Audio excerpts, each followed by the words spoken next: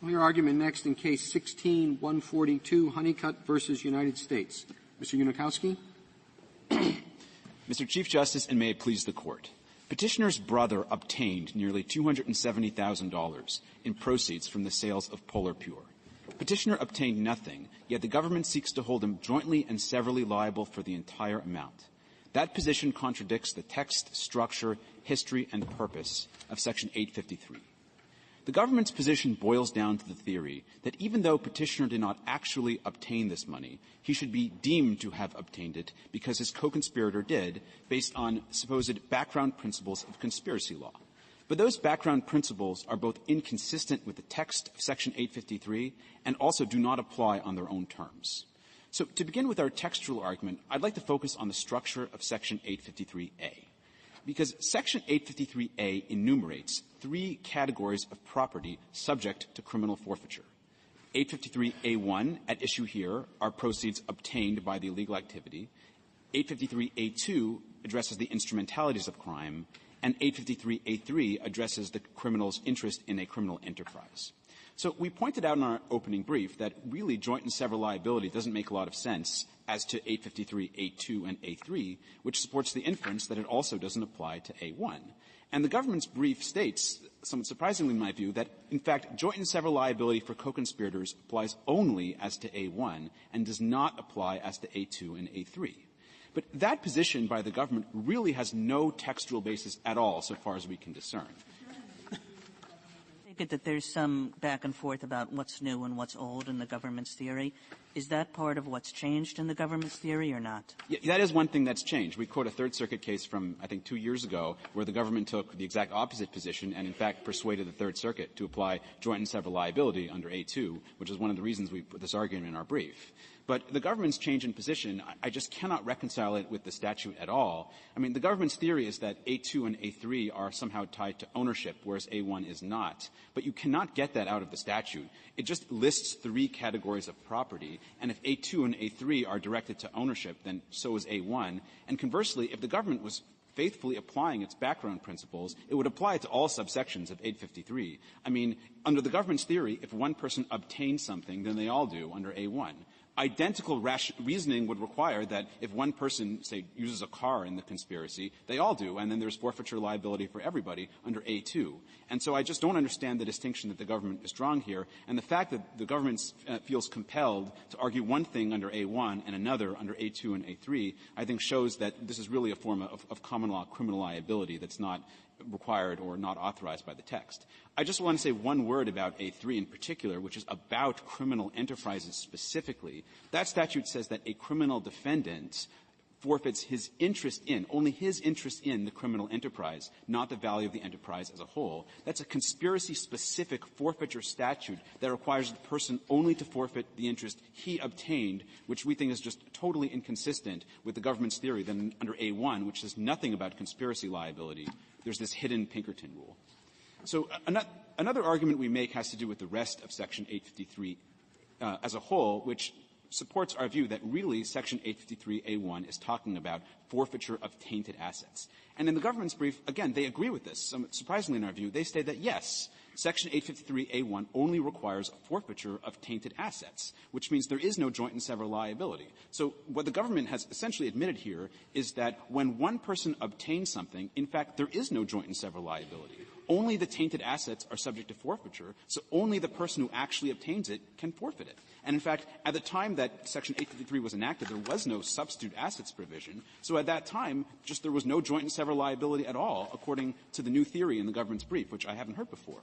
So the government's theory is that actually what opens the door to joint and several liability is the separate substitute assets forfeiture provision in 853P. But that just has no basis whatsoever in the statutory text. I just asked the Court to just read Section 853P. What it says is, if, based on an act or omission of the defendant, property described in Section 853A1 is unavailable for a series of enumerated reasons, then the government can seek substitute forfeiture. And I think it's just obvious what that's doing. What it's saying is that if the defendant does something to thwart the forfeiture of the tainted asset, then the court can go after the defendant's substitute Well, assets. I suppose their answer would be that under Pinkerton, when you're talking about the defendant, you're also talking about co-conspirators. Your Honor, first of all, the government doesn't make that argument in their brief, and I actually think it doesn't work, because very frequently the dissipation of assets will not be attributable to other co-conspirators under Pinkerton. Suppose one person goes to Las Vegas and gambles away the proceeds of a completed crime. That would not be in furtherance of the conspiracy. To the contrary, it would just expose the other conspirators to liability. What's your authority for that proposition? Well, that under Pinkerton, the need to reach the substitute assets because of dissipation wouldn't be attributed to the co-conspirator. I think that Pinkerton itself includes a requirement that attribution requires the act to be in furtherance of the conspiracy. So I think the court would have to ask the Well, but it's in furtherance of the conspiracy. We're looking – the act in issue here is dissipation of tainted assets and the need for substitution. I don't know that that's in pursuance of the conspiracy as more as frustrating the identification of the tainted assets. Well, that may be, but I think that when the text of Section 853P imposes a requirement that specifically because of an act or omission of the defendant, that's what 853P says, that is a prerequisite to obtain forfeiture against the defendant. I think the government either has to show that the defendant did something to cause the property to be unavailable, which the government hasn't shown and can't necessarily show in general, or that the act that triggers the substitute forfeiture, which is the dissipation, is attributable to co-conspirators, which the government doesn't think it has to prove and hasn't proved here. And I point out on the facts of this case, there is no showing of unavailability. All that happened is that the government agreed to a plea deal with the brother in which he would only forfeit a subset of all of the tainted assets. And so as far as we know, those assets are just in a bank account somewhere. So the government hasn't even tried to prove the requirements that it claims open the door to joint and several liability. So I think that the reason the government's theory doesn't work is that it's just inconsistent with these background principles, because we just think that the relevant background principles are the ones governing, number one, forfeiture, and number two, sentencing, and neither of those background principles attributable in either of those areas support joint and several liability. So first, as to forfeiture, as I think the government agrees, the relevant historical tradition is in rem, forfeiture, and there's just no concept of joint and several liability there. I have just a practical question. Yes. How would our ruling here affect the RICO forfeiture statute, 1963? So language is very similar. Yes. So if we rule in your favor, does that mean we undo the RICO statute as well? I think there's a pretty good likelihood of that. I mean, I admit the language is very similar. I haven't studied whether there's some other structural difference. I would guess the government would come up with a way to distinguish this case if it lost this case, but I don't know what that is for sure. But it is true that the language is very similar. I acknowledge that, Your Honor. RICO may be easier to prove, the joint and several concept, because RICO is an enterprise as defined. That is true. So the language on the forfeiture provision is similar, but it may be that some background aspect of RICO or some structural, textual argument that doesn't apply here might apply. But I haven't studied that issue specifically, and I'm sure that the government will probably come up with some theory if it doesn't prevail today. Well, how would this work? How would your rule work as a practical matter in a drug conspiracy case or a racketeering case where the government can prove that a certain amount of money was taken in by the conspiracy over a period of time, and then it was divided, presumably it was divided up in some way among the members of the conspiracy. They have to show how much each of them got, and they're not going to do this by check. It's all going to be by cash. So how could that work as a practical matter? Well, I think that Section 853D solves at least some of the government's problems in this area, which is this presumption that if you get money during the conspiracy and there's no other likely source, it's attributable to the conspiracy. So the way that would work in practice is suppose a bunch of money comes into a conspiracy and there's no specific records of how it's distributed, but one day a conspirator, buys a yacht or something or buys a new car. So the presumption in Section 853D allows the court to presume that the car is tainted. It's because of the tainted money, even without a direct proof that a check was given, which I agree will not typically happen. Did the government ever try to invoke D here? No, Your Honor. There's no record of that at all. The government's entire theory in this case has been this pure joint and several liability because his co-conspirator obtained the money, he also obtained the money. And what do you do in the situation that's similar to what I just described, where members of the conspiracy have spent a lot of money? They've dissipated it in one way or another, so they don't have a yacht or some asset that can be identified. But it's clear that they had a lot of money and they spent a lot of money. Then what happens? Well, I think that, first of all, Section 853 has several powerful tools to determine how much each person obtained. You can take depositions, there's asset freezes, there's a bunch of other things. Oh, come on. You're going to take a deposition of somebody, a mid-level person in a drug enterprise. How much did you get per week? Well, no, but if you have evidence that the person spent money somewhere, you can go to the place where he allegedly spent the money and try to figure out how much he spent. But yes, it's true. I can't deny that there's probably some category of cases where forfeiture will be harder under our rule than the government's rule. And we think that's just part and parcel of a statute that requires forfeiture of tainted property, except that certain substitute assets are met. I mean, if you repeal the obtained element, and the government is essentially asking for a judicial repeal of the obtained element, then obviously in cases where it's hard to prove the obtaining, the government will have an easier time winning, but I just don't think that's the way that the court should construe the statute. In terms of background principles, so we've already talked about forfeiture, how there's no background principle of joint and several liability in forfeiture.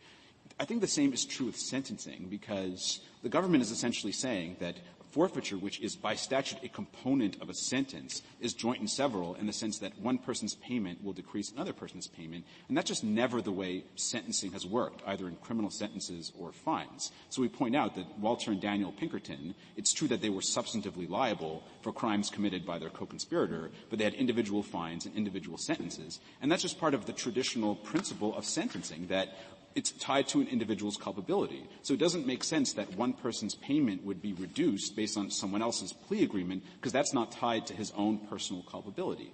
So in that sense, joint and several liability is inconsistent with background principles too.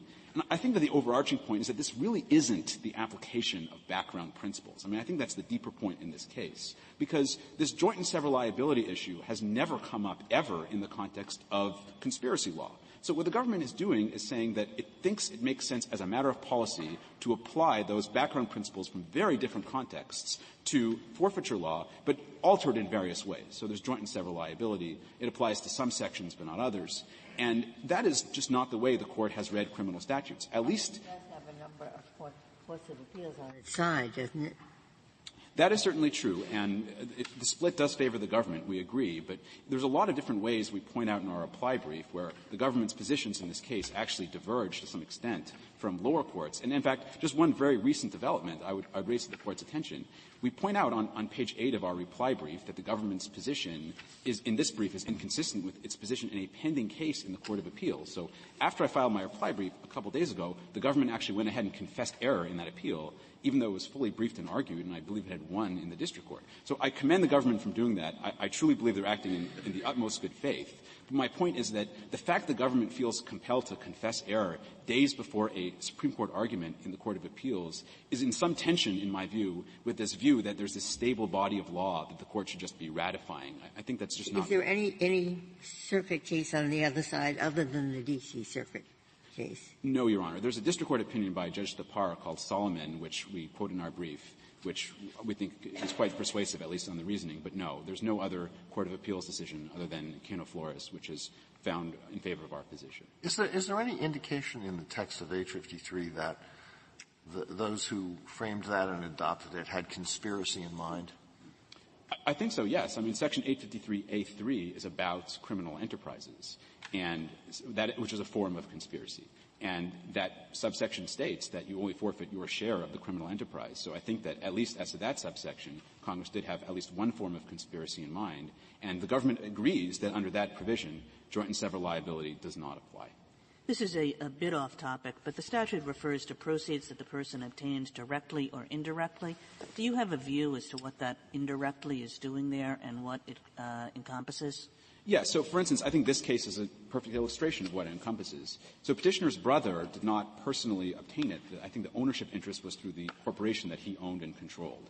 And, in fact, there's been several court of appeals cases in which people have been held to have indirectly obtained money when it flows to a corporation that ultimately they're controlling the money. So that's one example of indirectly obtained. Another example would be if, say, petitioner said, well, I want to pay for my son's college or my daughter's college education, and someone says, okay, well, I'll pay towards that rather than pay to you. That might be indirectly obtained in the sense of getting the benefit of the money without actually getting it directly. So I can't claim to provide a full taxonomy of all the situations in which someone could have indirectly obtained something, but I think that just the fundamental distinction in this case is between indirectly obtaining and just not obtaining it, which we think is the facts of this case. If there are no further questions, I'd like to reserve my time. Thank you. Thank you, counsel. Mr. Fletcher. Thank you, Mr. Chief Justice, and may it please the Court. The law treats a conspiracy as a partnership in crime, and for that reason it has long been the rule that the acts of every member of the conspiracy in furtherance of the common plan are attributed to every other member of the conspiracy. And that's obviously the foundation for the familiar Pinkerton rule of substantive criminal liability. But as we explain in our brief, that same insight, the attribution of the acts of one conspirator to all of the other co-conspirators, also controls the law's treatment of conspirators in various other contexts. Well, that Pinkerton, it's based on a fiction, right? I mean, the defendant may not have been there when the acts were committed. Somebody else may have done it, but because he's a conspirator, you treat it as if he had done that. Yes. I'm not sure that theory works when you're talking about a more focused statute here. Where you're talking about only the tainted property. And I'm not quite sure that works, because as soon as you engage in that fiction, it takes that focused tainted requirement away. So I disagree, Mr. Chief Justice, and I'd like to explain, because I think this has gotten confused, this broader issue of tainted versus untainted property and how that maps onto our view of conspiracy liability. I think the reply brief confuses our position on that, and I don't fault my friend for that, but I'd just like to lay out our understanding of how it works. Section 853A1 makes the forfeitable proceeds the tainted property, or the tainted proceeds the forfeitable property. So if you have two guys who sell a bunch of drugs, they do a drug deal, and they get a duffel bag full of cash, the proceeds, the property constituting the proceeds that's forfeitable under A1 is the duffel bag full of cash. And if the police catch them on the way back home after the transaction, those specific proceeds are forfeitable. And that's what the government has to seize, and that's what's forfeitable under 853A1. And in that circumstance, I think we'd say they're both liable for the forfeiture. The government doesn't have to prove which of them is responsible for the cash. But it doesn't make sense to talk about that in terms of joint and several liability, because joint and several liability is a concept in law that comes into play only when a person is entitled to recover some sum of money, and it can collect that sum from anyone. If they both have I don't know who's carrying it, they both have the duffel bag and all that, and you say, well, they're both liable for what's in the duffel bag. But then one of them takes the duffel bag and, buys a car with it. Right. And your theory is that the other guy is responsible for the value of the car. Right. Is that very often when and people your theory also is if the other guy, just dropped the person off, had nothing to do with getting the duffel bag or whatever, the same thing happens, he's still responsible to forfeit the value of the car. If it's foreseeable to him, yes. And let me explain why I think that makes sense. It's because if you're in the situation where you still have the duffel bag, you still have the traceable proceeds, that's what's forfeitable. If you're not in that situation anymore, if, as is usually the case by the time drug defendants or RICO defendants are caught, it's been dissipated, it's been commingled, it's somehow unavailable, that's the garden variety typical case. Everyone agrees that in that circumstance, the government is entitled to recover the value of the proceeds that have been dissipated. And there's some disagreement about why that is and how that works, and I'm happy to talk about that. But I think for purposes of the question presented in this case, everyone agrees that the government is entitled to get that value of the dissipated proceeds. Would you have to show one of these 5 preconditions in P? So to invoke P is a procedure that allows the government to forfeit specific substitute assets in a defendant's hands, a car or a house, something like that. If the government's going to invoke P, the government has to show that one of those 5 preconditions for P has been satisfied. As to one person, though, not to the other. In other words, if we have the chauffeur who drives the kingpin around, and therefore he is going to be a co-conspirator, and the kingpin gets the drug money, decides to buy a Ferrari with it, then sells it. I mean, he has the cash, but you can get that cash from the chauffeur. You don't have to trace it to him somehow.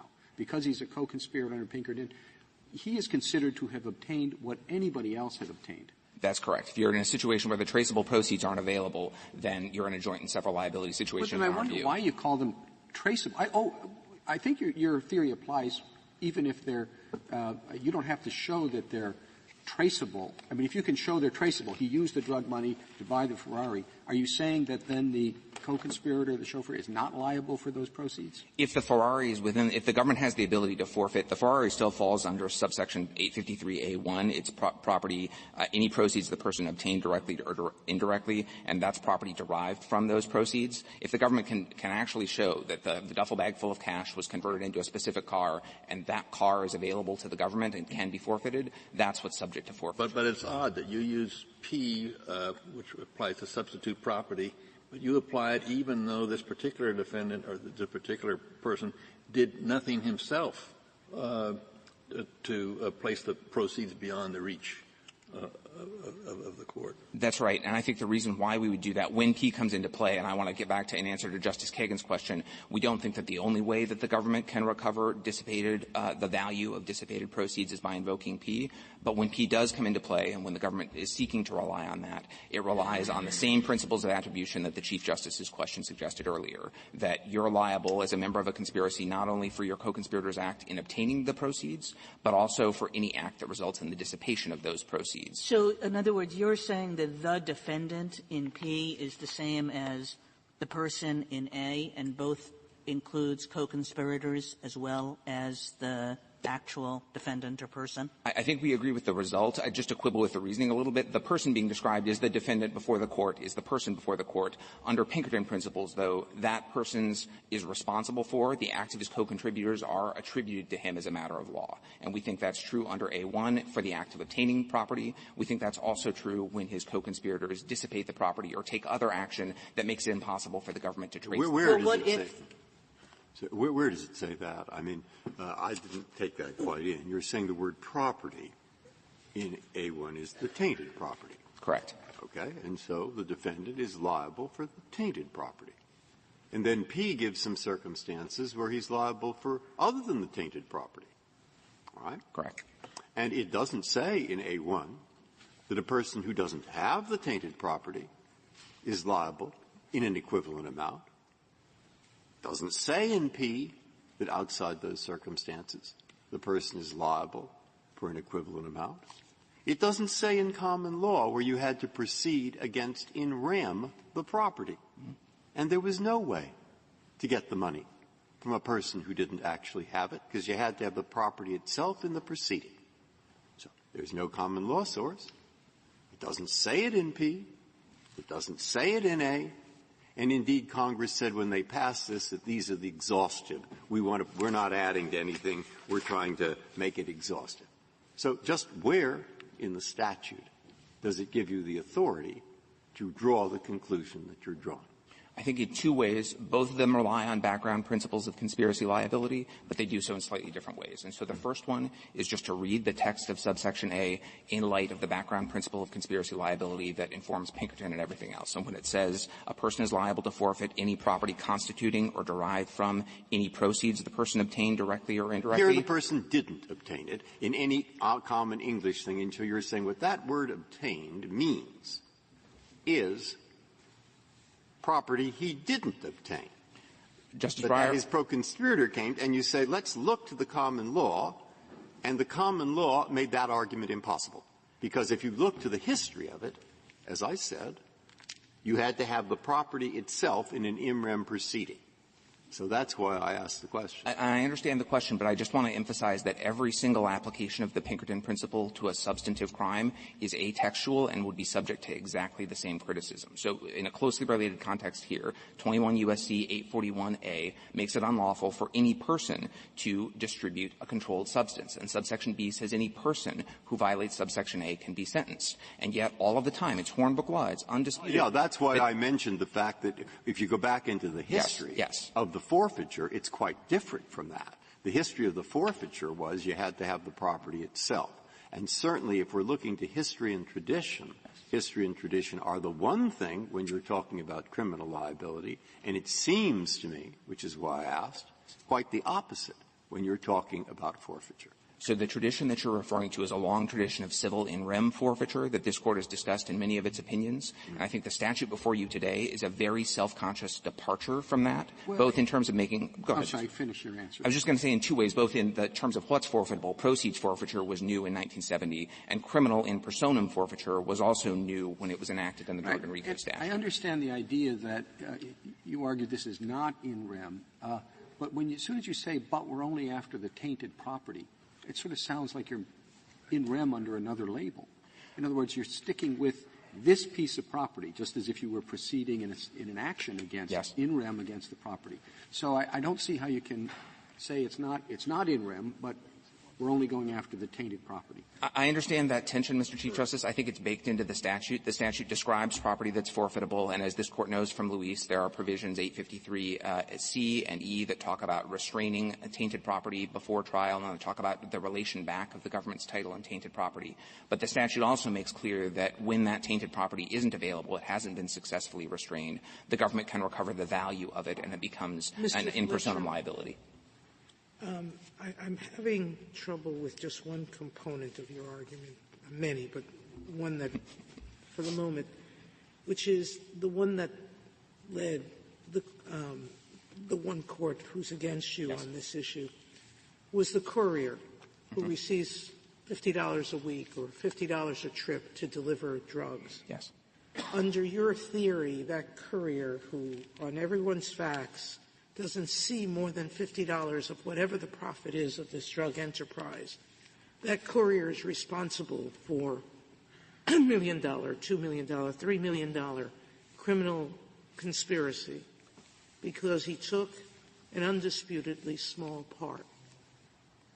Now, assume what logic in rem theory would ever make a person who's never obtained that money, those proceeds, responsible for the larger sum.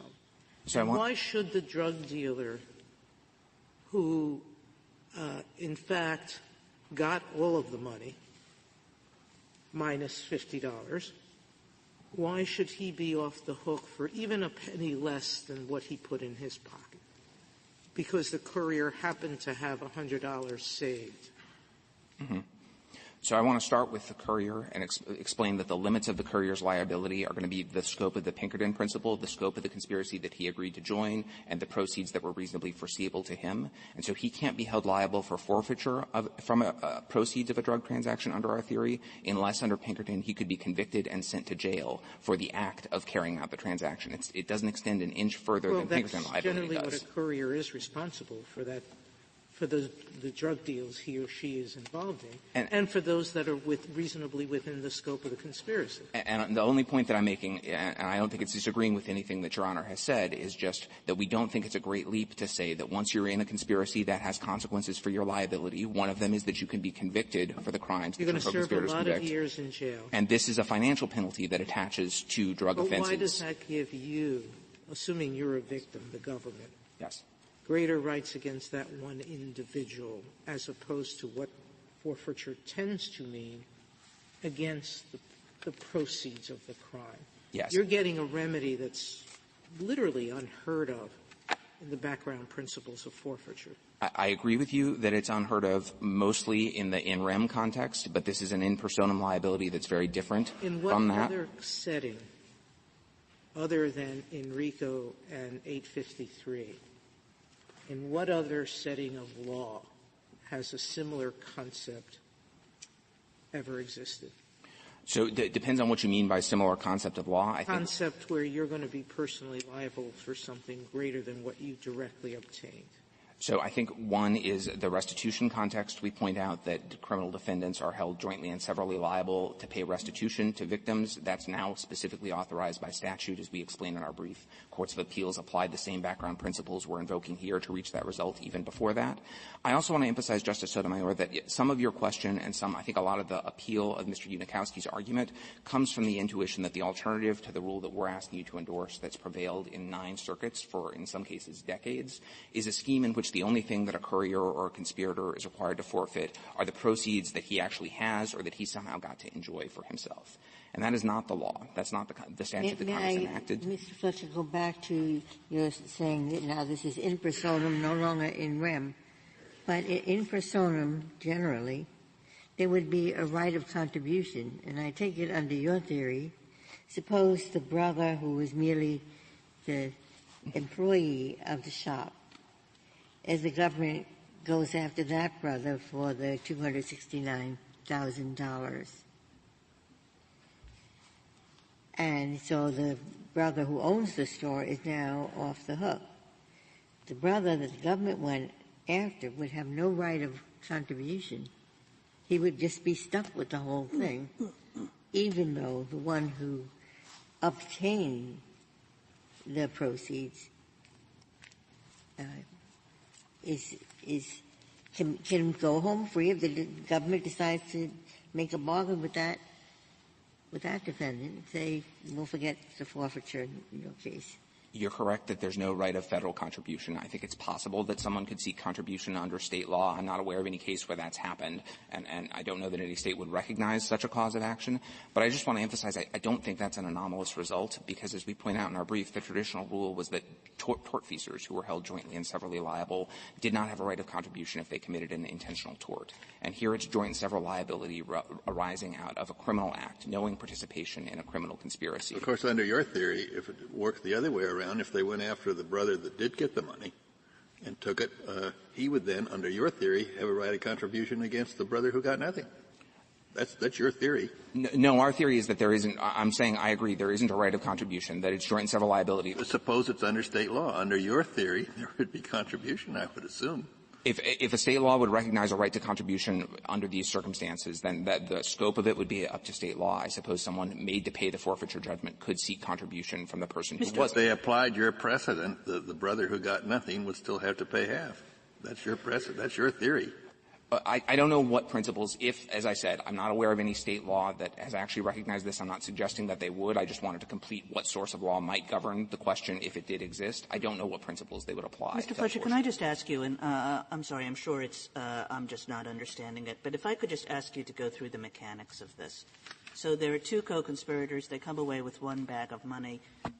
Conspirator A takes it, but you have conspirator B before you. He has not taken the money. Now, do you first have to show the conspirator A's money? Because do you have to show that it's unavailable?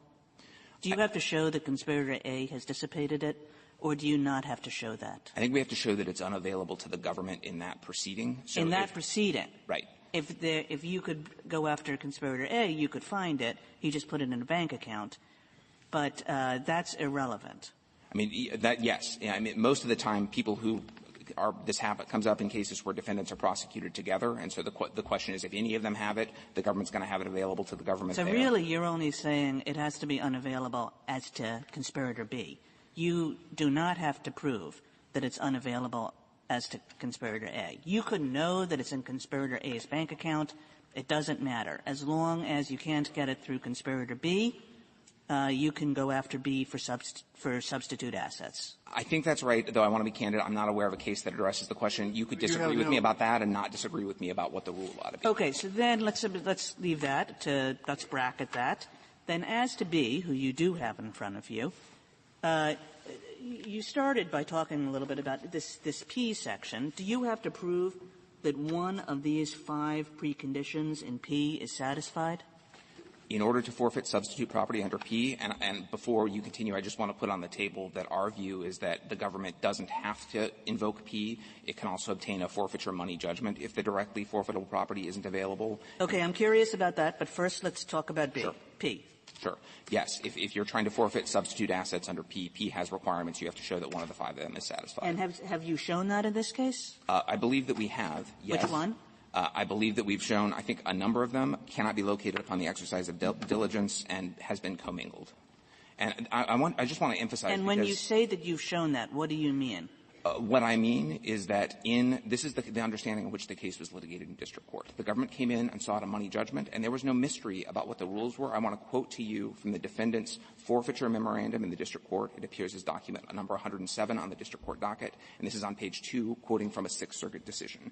And it says, where the government is unable to recover the actual property that is subject to forfeiture, the government can seek a money judgment for an amount equal to the value of the property that constitutes the proceeds of the drug violation. Now, petitioner could have argued that the prerequisites for seeking a money judgment weren't satisfied, either because we can't get money judgments and have to go through P, or if we do have to go through P, that we hadn't satisfied those prerequisites. We could have made the showing. I think we could have on these facts. But petitioner didn't make those arguments. The only argument that petitioner made that's relevant to the question presented here is that he couldn't be held jointly and severally liable on a money judgment. That's the argument that the district court adopted. In both of these in your answers, I take it happens to say, and we're trying B. And A is around, but we're trying B, who's gotten nothing. Okay. Now, it says you can use 853P if the property described in subsection A as a result of any act or omission of the defendant. Yes. Now, it wasn't the act or omission of the defendant. It was A who mixed the money, who hid it, who went to Mexico, etc. But you're saying you still can get it from B.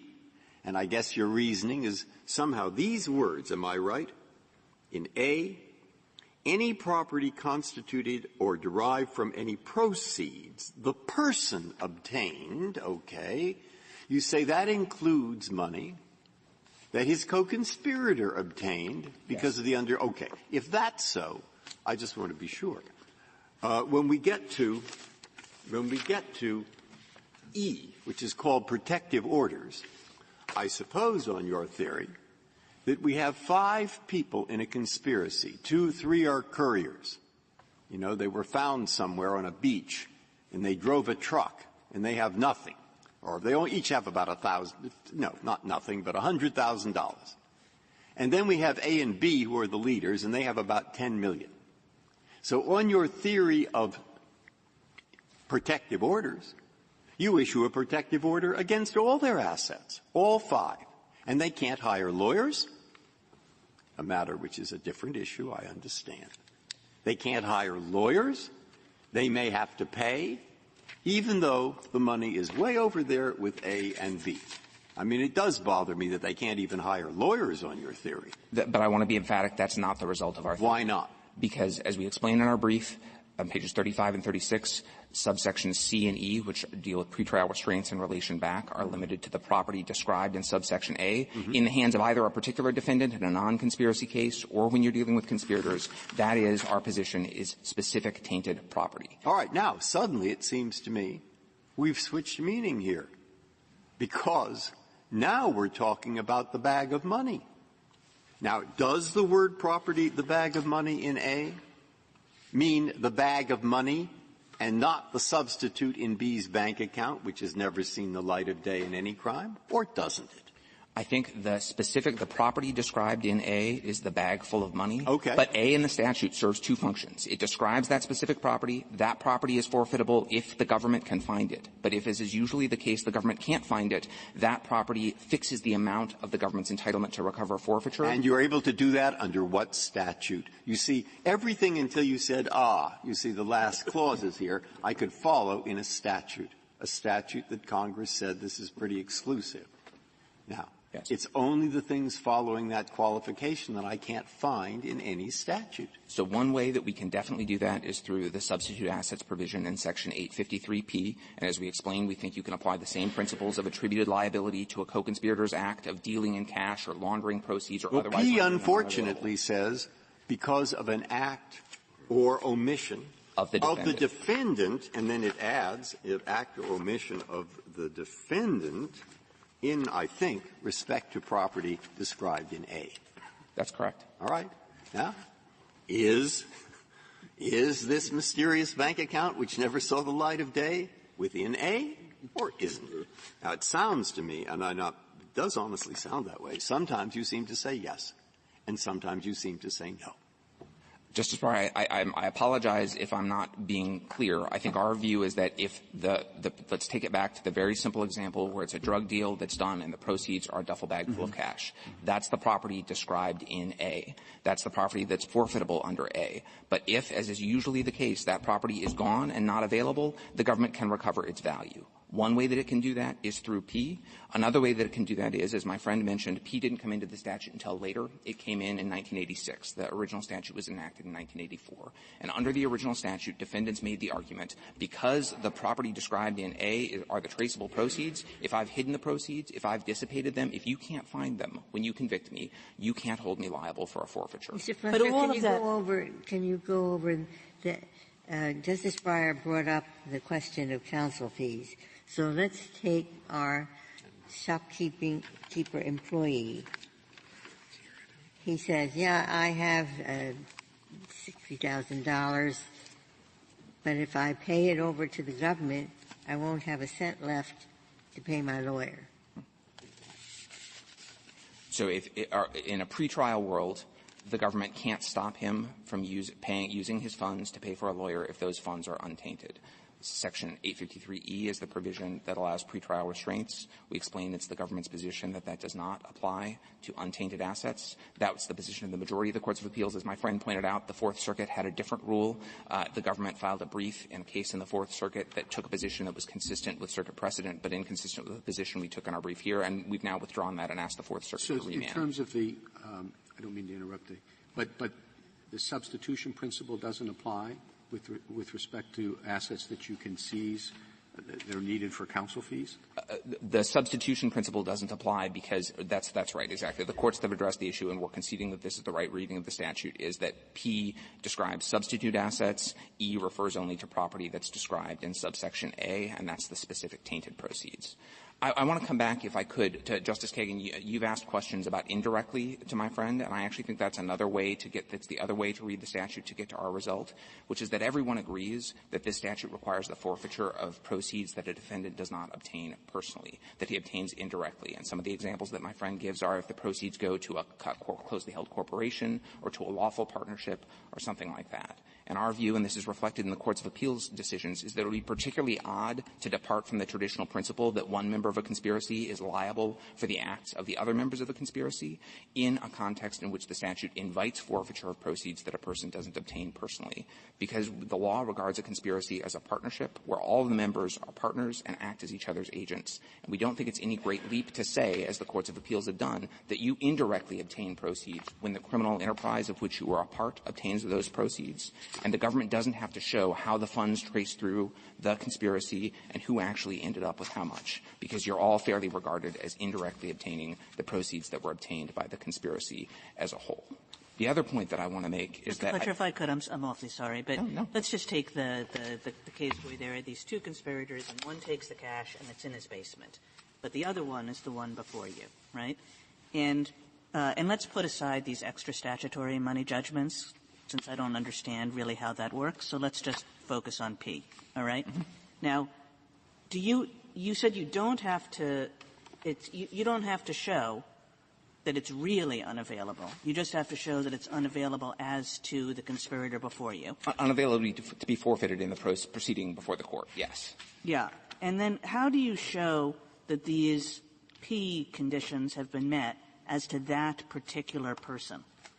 In other words, he never had the proceeds. So which acts could he have taken that dissipate the proceeds under P? Because the P conditions aren't focused so much on the person. They're focused on rendering the property unavailable. So the question is, it begins by saying act or omission of the defendant.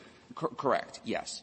But our view is that the defendant is accountable for the acts of his co-conspirators. But you just said that the other conspirator might not have dissipated them at all. They're sitting in his basement. So I think in that case, Justice Kagan, I think our view would be we could make the showing under P that they're unavailable to the government, because in this case, presumably the government doesn't know that they're sitting in the other conspirator's basement, because if the government did, they'd be prosecuting that guy and attempting to recover the proceeds from him. You have your choice of getting the money either from the guy who is holding it in the basement or from the other guy, right?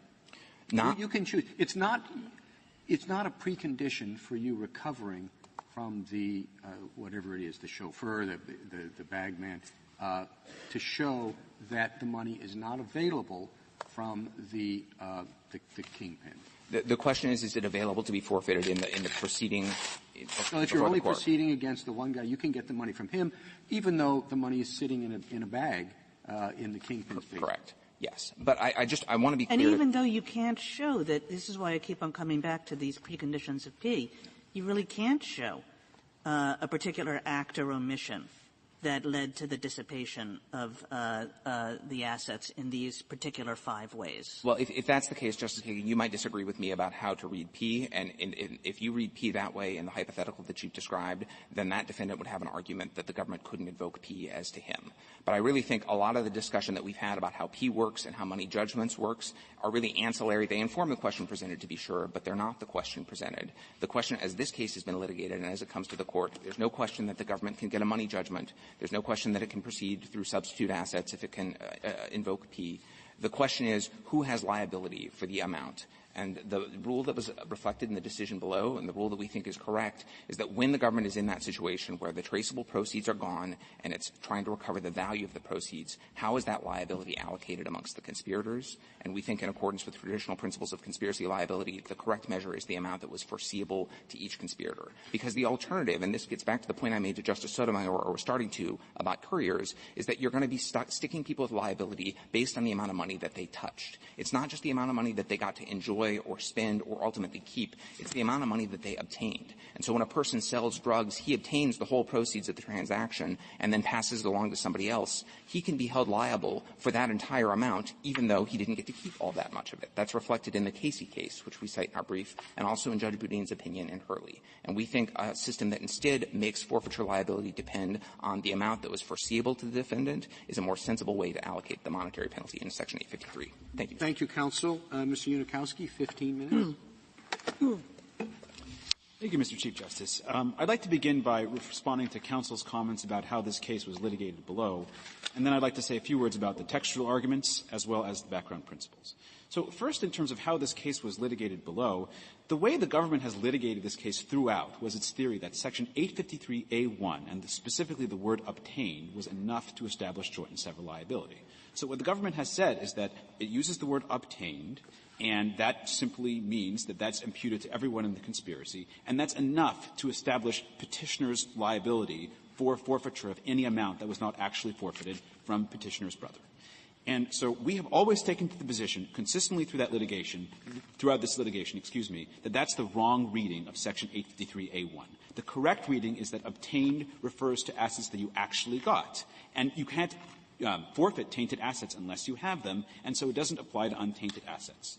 So the government's position in this court is completely different from the positions it took below. It's essentially conceding that under Section 853A1 itself, forfeiture is unavailable except as against the tainted assets. So the government's arguments that it seems that we waived something below is just completely incorrect. It's just abandoned the very theory under which it obtained under which it prevailed in the Sixth Circuit. So then we get to these issues about 853P and the money judgments, and I think I heard counsel say in his presentation that Section 853P does not provide the exclusive methods for the government to obtain forfeiture against tainted assets. I think that's a reference to the argument in their brief regarding the rules of criminal procedure, and that there's forfeiture money judgments discussed in Rule 32.2, and that is just clearly wrong. First, the rule itself says that the government can only forfeit assets that are available by statute. Second of all, the Rules Enabling Act would just obviously prevent the government from requiring forfeiture that is not authorized by statute through a rule of criminal procedure. I think it's pretty clear what this rule of criminal procedure is doing, and we cite an Eighth Circuit case that says what I'm going to say right now, which is to say it says that it's a procedural mechanism of implementing the substitute property provision. So the government can say, okay, we're going to forfeit your substitute property because you spent the money or you hid the money. Maybe you don't have the money right now, but money that's going to come in is going to be property that's substitute property that's forfeitable. So that is a classic purpose of a rule of criminal procedure. It's a procedural rule to implement a statutory entitlement to forfeiture under 853P. It does not expand the government's ability to obtain forfeiture through this joint and several liability system. So when one looks at Section 853P and when sees the exclusive method of obtaining forfeiture against untainted assets, that's the criteria in Section 853P, the government doesn't meet them. The government said for the first time in oral argument in this Court that it couldn't locate it through due diligence and maybe this was commingled. It never made these arguments in its briefs, never made these arguments below, and it also never even argued in its oral presentation that it's petitioner himself that did those things or that his co-conspirators' actions can be attributed to petitioner for purposes of Section 853P. And so the government really has never tried to establish and cannot possibly establish on the facts of this case that it can obtain forfeiture under Section 853P. And just taking a step back, I think it's pretty clear what Section 853P is doing. What that's doing, and the legislative history confirms this, and just the text itself confirms this, is that it's saying that if you obtain a tainted asset and you thwart the forfeiture, you can't get away with it because the government's going to come after substitute assets. So if you collect $1 million in tainted property and you hide it offshore or you spend it in Las Vegas or something, that doesn't mean you can get away with it. That's why the statute says because of an act of the defendant to render unavailable the property that is described in A, that's a tainted property. If that happens, the government can seek substitute property. And it seems to me that's just a reiteration of your earlier argument. I mean, of the defendant in A and of the defendant here. But under Pinkerton, the defendant includes the co-conspirators. But again, I'd push back against that because I think that's only true. The Pinkerton principle itself says that actions are attributable only in furtherance of the conspiracy. And so well, what if the dissipation was in furtherance of the conspiracy? Put the cases that you're talking about aside. So, first of all, I don't think that the government shows that, but at least that would be some theoretical textual argument. Remember, that's focused only on P rather than A, which has been the government's theory throughout. I would still disagree that joint and several liability is authorized because I just think there's extremely powerful textual, structural, and historical indications that is just not authorized in the statute. For instance, the comparison with A2 and A3, which the government doesn't respond to, the background principles which you think just don't work at all. So if I'd like to turn to those, I just don't think Pinkerton has any application in the context of the statute, period. The government talks a lot about Hornbook law and Hornbook law attributing activities to co-conspirators, but I think it's important to recognize that those old Hornbooks would never have recognized the principle that the government is advocating here, because the Hornbooks would have talked about sentencing involving no joint and several liability under any circumstances, and those Hornbooks would have talked about forfeiture, which was in rem. Now, it's true that it's in personam rather than in rem now, but that's a procedural difference in how the money is collected, which is different from saying that there's a difference in what money is collected. In other words, the object of the forfeiture is the same, even the way in which it's collected has changed. And, in fact, the government confirms this when it actually concedes that 853A1 only focuses on the tainted property, exactly like in the in rem forfeiture regime. So I think I don't know how much you can get out of the in rem forfeiture case law. Since this is an in rem, you couldn't have joint and several liability in an in rem proceeding. That is true, Your Honor. So what's the relevance of that? The relevance is that the background principle, these ancient principles that the government tries to invoke. Yeah, you had ancient principles of in rem, but this is not in rem. This was a radical change from what occurred before. Right. But the fact that it's in personam versus in rem doesn't change the fact that it's the tainted property that's the object of the forfeiture, which is, in fact, the government's concession. It says A1 is an in personam statute. It's part of a criminal judgment. It's not a separate civil proceeding. But the thing that's forfeited is the same thing that had always been forfeited, which is the tainted assets. So I don't think the procedural change affects the structure of our argument. I thought the argument was there simply to say there isn't an old tradition of getting B, who's in the basement, or not, I don't know, I forget where they all are at this point, but they're getting the courier to forfeit his own money, which isn't in the bag, okay? There isn't an ancient tradition of what they're trying to do. That was the point of the in rem proceeding, wasn't it? That is the exact point we're making, Justice Breyer. Congress said that we do not intend in their report any significant expansion of the scope of property subject to forfeiture. Or that's your point. That is indeed our point, Justice Breyer. Thank you for articulating it better than I did.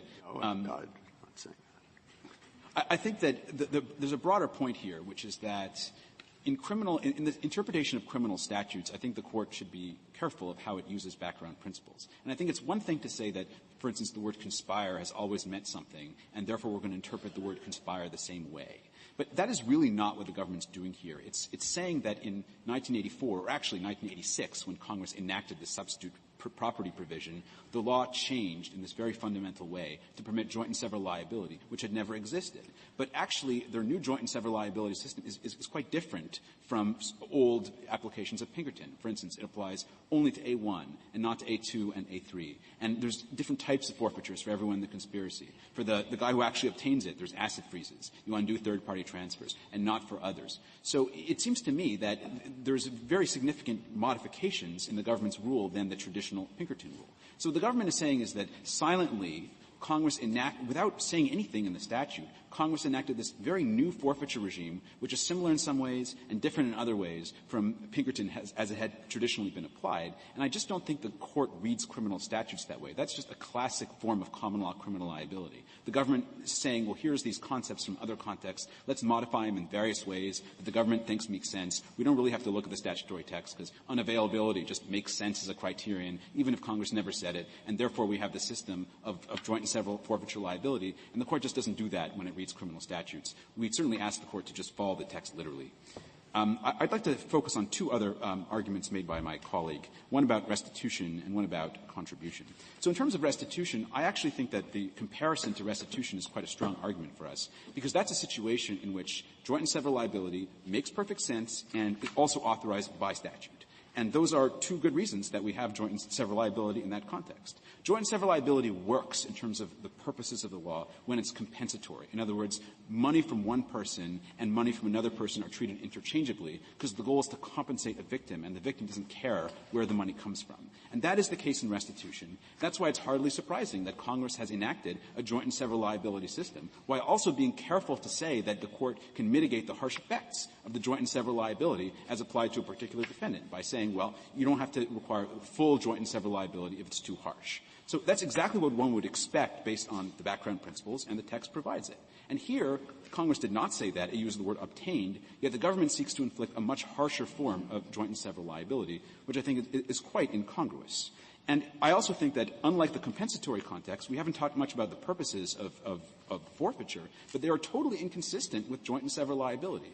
The Court has articulated remedial and punitive purposes for forfeiture, but neither of those two types of purposes have anything to do with joint and several liability. The remedial purposes of taking the money away from the person who got it are not supported, whereas we see in this case, the person who got the money keeps some of the money. And the punitive purposes, I mean, the goal of punishment is to track the person's culpability. That doesn't happen when the amount petitioner has to pay is tied to what his brother paid in his plea agreement. That's not a rational method of assessing culpability.